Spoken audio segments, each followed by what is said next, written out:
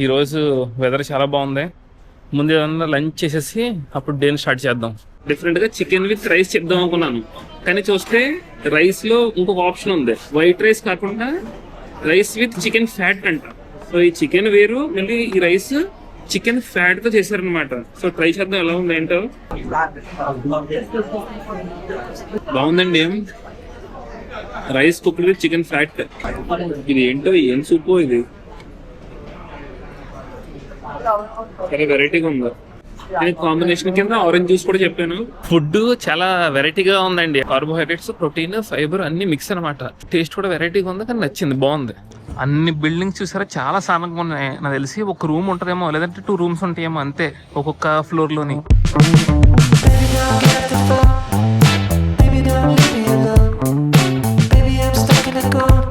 ఎవరు లేరు ప్రస్తుతానికి, ఒక్కడనే. ఈ బస్సులో కూడా మనకు ఆక్టోపస్ కార్డ్ పనిచేసింది, ఇంకా ఇక్కడ పెట్టాలి. డ్రైవర్ ఇప్పుడే కిందకి వెళ్ళాడు. సో మనం ఈ బస్సు దిగాలంటే ఈ బటన్ నొక్కాలన్నమాట. మన స్టాప్ వచ్చింది ఇప్పుడు. చాలా క్యూట్గా ఉన్నాయి బస్సులు. బయట నుంచేమో చాలా అల్టిమేట్ గా డిజైన్లతో అందంగా అదిరిపోయినాయి, లోపల మాదిరిగా ఉన్నాయి అంతే. హాంకాంగ్ అనేది చాలా మోడర్న్ సిటీ, చాలా హై లెవెల్, హై క్లాస్ ఉంటుంది కదా. సో టెక్నాలజీలో కూడా ముందు ఉంటుంది అనుకున్నాను, బట్ ఇంకా వీళ్ళు బ్యాంబూ స్టిక్స్ తో బిల్డింగ్స్ కట్టడం ఫాలో అవుతున్నారు. Interesting to see. ఇది మెయిన్ మాంకాక్ స్ట్రీట్ అనమాట. మాంకాక్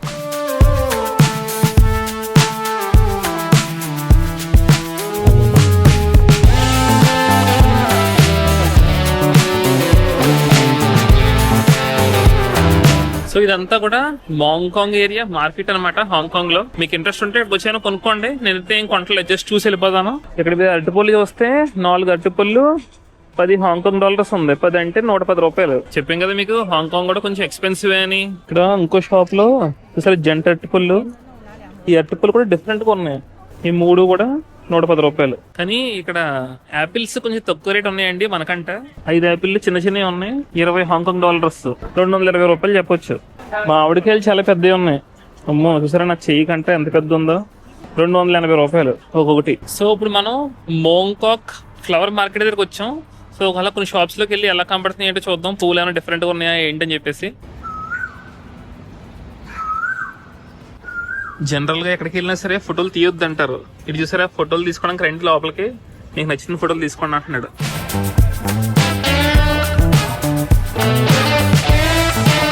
బాగుందండి. ఈ ఫ్లవర్ వాస్ 380 అంట, అంటే 4000 రూపాయలని. ఇది ఫ్లవర్ వాస్ ఒక్కటి 580 అంట, అంటే 6000.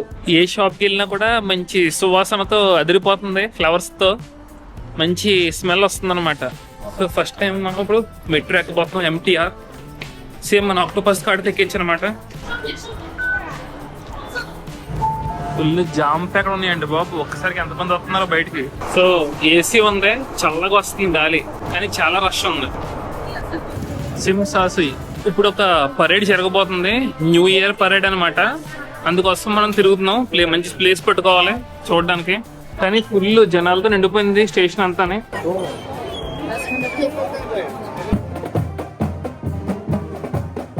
చైనీస్ న్యూ ఇయర్ సెలబ్రేషన్స్లో చాలా ఇంపార్టెంట్ పార్ట్ అనమాట ఈ పరేడ్ అనేది. సో చైనీస్ న్యూ ఇయర్ని లునార్ న్యూ ఇయర్ అని కూడా పిలుస్తారు. మనకి సంక్రాంతి, దివాళీ ఎలా జరుపుకుంటామో అలా చైనీస్ న్యూ ఇయర్ అనేది చాలా స్పెషల్ అనమాట వీళ్ళకి. సో ఈ ఫెస్టివల్ని న్యూ బిగినింగ్స్, అలాగే లక్, హ్యాపీనెస్ని వెల్కమ్ చేయడానికి సెలబ్రేట్ చేస్తారనమాట. Hi, happy new year.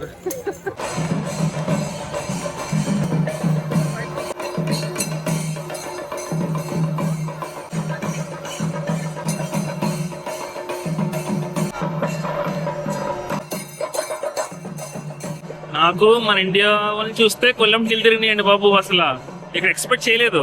ఈ 2 రోజుల్లోనే నాకు కనిపించింది మహా అయితే ఒక 5-6 కనిపించారు ఇండియన్స్. అలాంటిది ఏకంగా ఒక మలయాళం గ్రూప్ వచ్చింది, భలే అనిపించింది. గూస్ బంప్స్ అన్నమాట చూస్తున్నాను సేపు. నాకు ఇంకా దేశంలో మన వాళ్ళు చూసినప్పుడు కలిగే ఆనందం వేరు. అది కూడా ఇలాంటి సెలబ్రేషన్ లో ఒక భాగంగా ఉంటే ఇంకా డిఫరెంట్ గా ఉంటుంది. సో ఇప్పుడు చూస్తున్నది ఈ పరేడ్, ఎస్పెషల్ గా ఇందులో చిల్డ్రన్ పెర్ఫార్మెన్సెస్ చాలా చాలా ఇంపార్టెంట్. ఎందుకంటే చైనీస్ కల్చర్ లో పిల్లలు ఫ్యూచర్ ని రిప్రజెంట్ చేస్తారనమాట. అంటే గ్రోత్, హోప్, ప్రాస్పెరిటీ. అందుకే వాళ్ళని చాలా ట్రెడిషనల్ కాస్ట్యూమ్స్ లో, డ్రెస్సెస్ లో డాన్సెస్ కానీ, డ్రాగన్ పెర్ఫార్మెన్సెస్ కానీ, లైన్ డాన్సెస్ కానీ యాక్టివిటీస్ చేస్తూ ఉంటారు ఈ పరేడ్ మొత్తంలో. నాకు అర్థం కాలేదు ఏం చెప్పారు, కానీ ఇది చెప్పారు. Bye bye.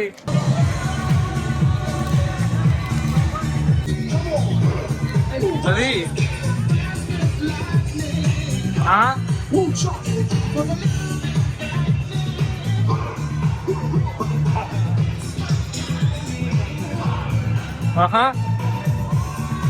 పర్టికులర్గా డ్రాగన్ డ్యాన్స్ అలాగే లైన్ డ్యాన్స్ చాలా ఫేమస్ అనమాట. డ్రాగన్ అనేది వాళ్ళకి ఒక power, strength and good luck symbol అనమాట. అలాగే లైన్ డ్యాన్స్ అనేది ఈవిల్ స్పిరిట్స్ని దూరం చేయడానికి అండ్ పాజిటివ్ ఎనర్జీని తీసుకురావడానికి పెర్ఫామ్ చేస్తారనమాట లైన్ డ్యాన్స్.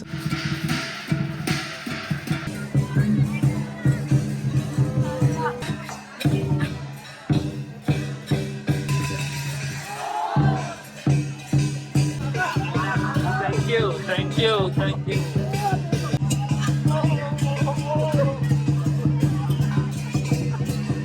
ఆ డ్రాగన్ ని పట్టుకున్నప్పుడు ఏదో డ్రాగన్ మనల్ని ఆశీర్వదించినట్టు చాలా ఆనందం అనిపించిందండి. వాళ్ళ దగ్గర తీసుకొచ్చారు ఆ మొక్కాన్ని, నెక్స్ట్ బాడీ పార్ట్ అన్ని ముట్టుకున్నాను అనమాట. నా పక్కన బామ్మ గారు కూడా బాగా ముట్టుకుని దండం పెట్టుకుంటే అనిపించింది. చాలా ఆనందం, వెరీ హ్యాపీ.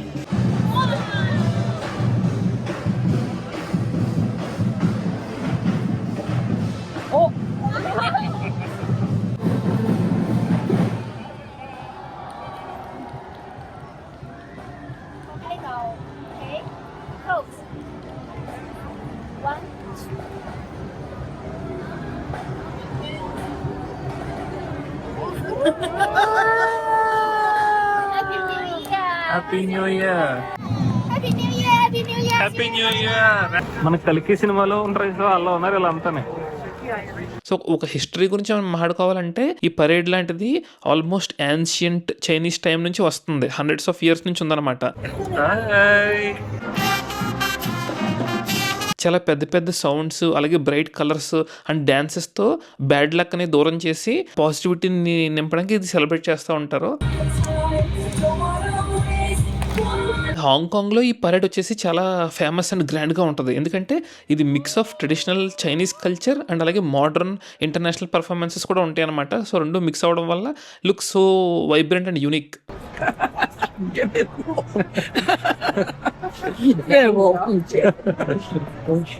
అమ్మగారు భలే నవ్వుతున్నారు.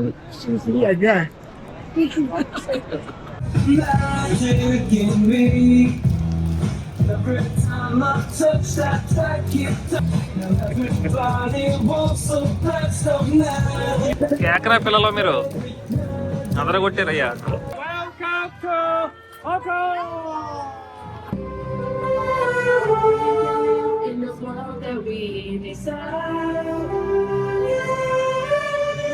ఓవరాల్గా ఈ పరేడ్ మీనింగ్ ఏంటంటే ఓల్డ్ ఇయర్కి గుడ్ బై చెప్పేసి న్యూ ఇయర్ని హ్యాపీనెస్తో పాజిటివిటీతో వెల్కమ్ చేయడం. సో ఫ్యామిలీస్ కలిసి సెలబ్రేట్ చేసుకుంటారు. స్ట్రీట్స్ అన్ని ఫుల్ ఫెస్టివల్ వైబ్స్తో అదిరిపోతాయి చూడడానికి.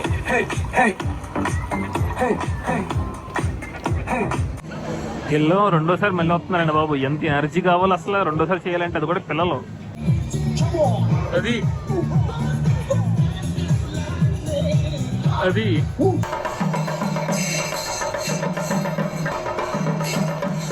చూసారు కదా పరేడ్. ఇంత క్రౌడ్ లో ఆ ముందు లైన్ లో సీట్ దొరకడమే నించోడానికి కష్టమైంది. ఇప్పుడు రెండో రౌండ్ వేస్తున్నారు, సేమ్ రిపిటేషన్, అందుకని వచ్చేస్తున్నాను. సో మనం ఇంకా మంచి మంచి ప్లేస్లకి వెళ్దాం.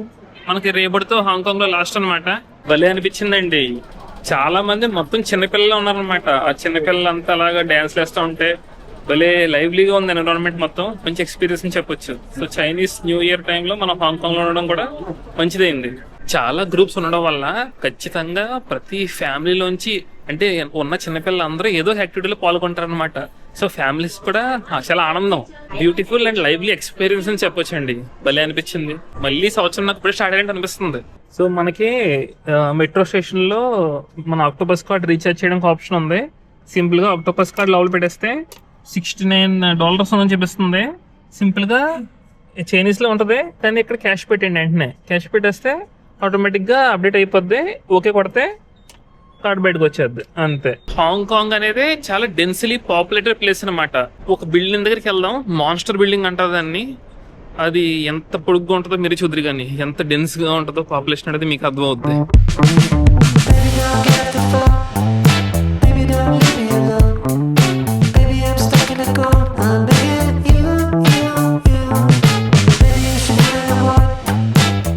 ఎక్కడ చూసినా డబుల్ డెక్కర్ ట్రామ్లు, డబుల్ డెక్కర్ బస్సులు.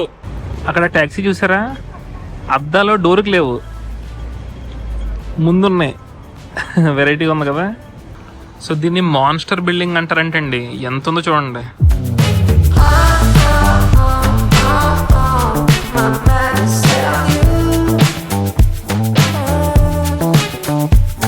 సో మీకు ఒక డౌట్ రావచ్చు, ఎందుకు హాంకాంగ్లో ఎంత డెన్స్గా ఉంటుందో పాపులేషన్ అని. సో మీరు హాంకాంగ్ ల్యాండ్ చూసుకుంటే ఉన్న ల్యాండ్లో ఓన్లీ 25% ఆఫ్ ల్యాండ్ వరకు మాత్రమే బిల్డింగ్స్ కట్టడానికి ఫీజిబిలిటీ ఉందంట. మిగతా 75% ఆఫ్ ల్యాండ్లో బిల్డింగ్స్ కట్టలేమన్నమాట. ఇంకొక కారణం ఏంటంటే, మీకు నేను నిన్నటి వీడియోలో చెప్పినట్టు బ్రిటిష్ వాళ్ళు ఆక్రమించేశారు కదా ఈ హాంకాంగ్ అనే ఏరియాని. సో ఇక్కడ వీళ్ళు బాగా డెవలప్ చేశారు. అప్పట్లో చైనా కూడా అంత డెవలప్ ఉండేది కాదు. సో ఇది డెవలప్ అయి ఉన్న ఏరియా కాబట్టి చైనా నుంచి చాలా మంది ఇక్కడికి వలస రావడం మొదలు పెట్టారు. సో అప్పుడేమైంది, ఉన్న ల్యాండ్ తక్కువ, జనాలు ఎక్కువ. వీళ్ళు ఏం చేశారంటే ఇంకా సైడ్కి పెంచడానికి కుదరదు కాబట్టి పైకి పెంచుకుంటూ పోయారు. అదిగో అంత పైకి పెంచారు. చూడండి అసలు ఎలా ఉంది. Crazy one of the crazy experience అండి ఇది. నేచర్ న్యూస్ ఎక్సైట్ అవుతాను కానీ ఈ బిల్డింగ్లు చాలా వెరైటీగా ఉన్నాయి.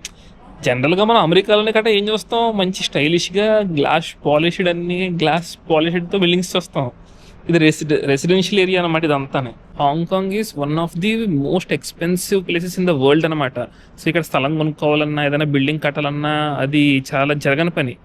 సో అందుకే వీళ్ళు ఏం చేస్తారంటే సింపుల్గా ఇలాంటి ప్లేస్లో ఒక అపార్ట్మెంట్ తీసుకోవడం చాలా తేలికైన పని అనమాట. సో మొత్తం హాంకాంగ్ పాపులేషన్ వచ్చేసి 75 లక్షలు అనమాట. చాలా చిన్న ప్లేస్ అండ్ ఎక్కువ పాపులేషన్. మోస్ట్లీ డెన్సిటీ అంటే ఒక్క తక్కువ ప్లేస్లో ఎక్కువ మంది నివసించడం. మీరు ఎంత ప్లేస్ తీసుకోండి, చూడండి ఎంత పైకి లేపిస్తారో బిల్డింగ్లు. సో ఎక్కువ మంది నివసిస్తారు, అది పాపులేషన్ డెన్సిటీ అంటారు. అది చాలా ఎక్కువ ఉంటుంది హాంకాంగ్లో. మన హాంకాంగ్ కంటే ముంబై ఇలాంటి ప్లేసుల్లో ఇంకా ఎక్కువ ఉంటుంది. కాకపోతే అవి వెర్టికల్ అంటే పైకి ఉండవు. ఏంటంటే అన్ని నార్మల్గా ల్యాండ్ ఎక్కువ కాబట్టి, ప్లేస్ పెద్దది కాబట్టి, సో పాపులేషన్ డెన్సిటీ ఇక్కడ కొంచెం మనకి ఎక్కువ కనపడుతూ ఉంటుంది. ఎందుకంటే ల్యాండ్ తక్కువ, బిల్డింగ్లు పైకి ఎక్కువ. సో ఇంతలా పాపులేషన్ పెరగడానికి ఇంకొక కారణం ఏంటంటే, డెన్సిటీ పెరగడానికి కారణం ఏంటంటే పబ్లిక్ ట్రాన్స్పోర్టేషన్ అండి. మీరు ఎటు చూసినా బస్సులు, ట్రాములు, next metro, underground metro, double decker అన్ని ఎన్ని ఉన్నాయంటే మనం అడుగు పెడితే బస్సు ఉంటుంది. సో ఎలాంటి ఇబ్బంది ఉండదన్నమాట. అంత పబ్లిక్ ట్రాన్స్పోర్టేషన్ బాగున్నప్పుడు ఖచ్చితంగా ఎవరు ఉండాలని కోరుకోరు, అందరూ ఉండాలని కోరుకుంటారు. ప్లస్ మీకు ట్రాఫిక్ కూడా అంత ఎక్కువే అనిపించట్లేదు నాకు.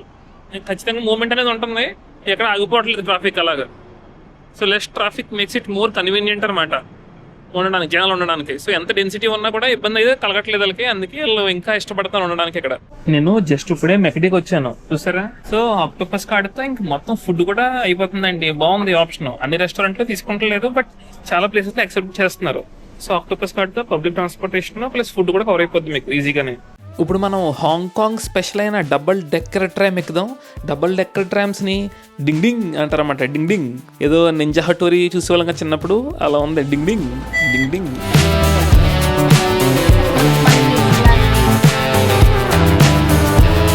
సో ఈ మెట్రోలో మనకి ఓన్లీ హాంకాంగ్ ఐలాండ్ లో మాత్రం ఉంటాయండి. మనం కోవులలో ఉంటున్నాం కదా, అక్కడ మనం మెట్రో ట్రై చేయలేం, కానీ చాలా స్లోగా వెళ్తుంది. ఇప్పుడు నాకు ఇది 40 minutes జర్నీ అవుతుంది. అదే బస్సు అయితే 15 నిమిషాల్లో అయిపోతుంది. ఎందుకంటే దీనికి స్టాప్లు ఎక్కువ ఉన్నాయి. బాగా పాతకాలం అయింది అనుకుంటా. జస్ట్ ఎక్స్పీరియన్స్ కోసం ఎక్కాలి, బట్ మెయిన్ సోర్స్ కోసం, మెయిన్ ట్రాన్స్పోర్టేషన్ లో పెట్టుకోకూడదు దీన్ని.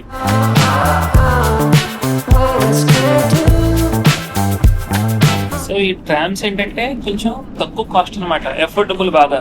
జస్ట్ నాకు ఎంత $3 అంతా కట్ అయింది, అంటే 35 రూపీస్ అనుకోవచ్చు. ఇంకో మీరు మనకు కావాలంటే ఈ విండోస్ కూడా దించుకోవచ్చండి కిందకి. ఎక్కడ చూసారా, ఇక్కడ కిందకి వెళ్ళిపోయింది. మొత్తం ఇది ఓపెన్ అయిపోద్ది అనమాట. సో పై ఫ్లోర్ లో కూర్చుంటే చల్లగా గాలి వస్తూ ఉంటుంది ఇలాగ మనకి.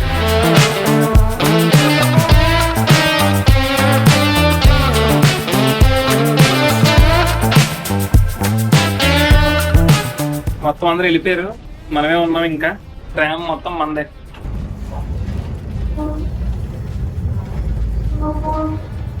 సో ఇదండి మనం ఎక్కిన ట్రామ్. బాగుంది కదా, 2 ఫ్లోర్లతో కింద పైన. యాక్చువల్గా నేను మెక్డీకి వెళ్ళాను తినడానికి. బయటకు వచ్చినట్టు కనిపించింది, ఎక్కేసాను. ఇప్పుడు మనం కంప్లీట్ బ్యాక్ వచ్చేసాం, వెళ్ళాల్సిన రూట్లో కాకుండా. ఇప్పుడు ఇంకో రూట్లో మళ్ళీ వెనక్కి వెళ్ళాలి. టైము 11 అయిపోతుంది. మళ్ళీ త్వరగా వెళ్ళకపోతే మనకి రూమ్కి వెళ్ళడానికి ఏం దొరకవు. లెట్స్ సీ సో నేను మీకు హాంకాంగ్ అనే ఒక ఐలాండ్ ఉంటుందని చెప్పాను కదా. ఈ ఐలాండ్లోనే మీకు ట్రామ్స్ ఉంటాయి, అలాగే స్కై స్క్రాపర్స్ అంటే టాలెస్ట్ బిల్డింగ్స్ అన్నీ కూడా ఈ ఏరియాలో ఉంటాయి అన్నమాట హాంకాంగ్ ఐలాండ్లో. సో అందుకే ఈ హాంకాంగ్ ఐలాండ్లో తిరుగుతున్నాను నిన్న ఈ రోజు కూడా ఎక్కువసేపు.